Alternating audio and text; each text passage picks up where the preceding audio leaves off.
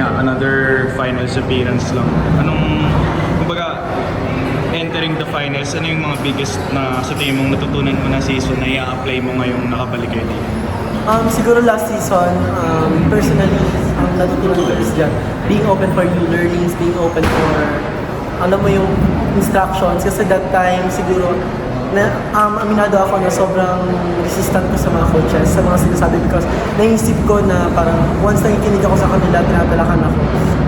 Masyado ako na-pressure with that, so I refuse to listen to them. Pero ngayon, siguro yun yung babaguhin ko.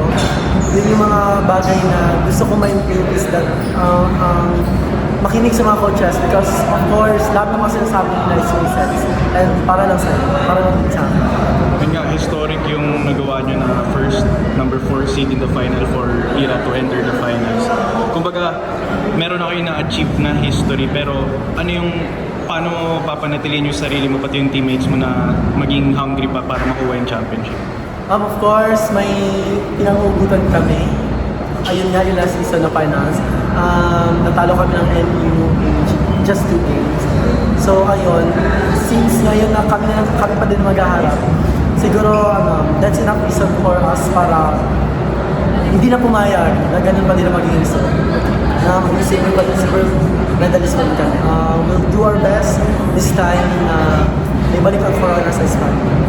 Tapos yun, up and down yung season nyo pero nung eliminations 2-0 kayo sa NU. Mga ngayong finals ba, babaunin nyo yun or back to 0 ba yung mindset nyo? Of course, ang mindset natin namin is kung ano yung mindset namin before, kung ano yung mindset namin in elimination round.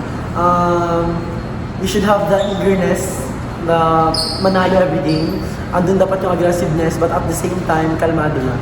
Kasi siguro yun yung mga ginawa namin kung bakit kami nanalo sa NU twice nung elimination round.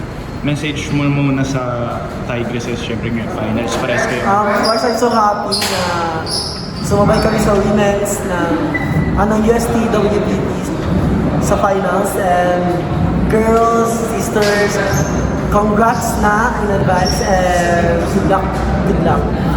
I love kung kaya nyo ngayon. Sobrang nakakatiwala ko sa inyo. I love you guys. Sa UST community?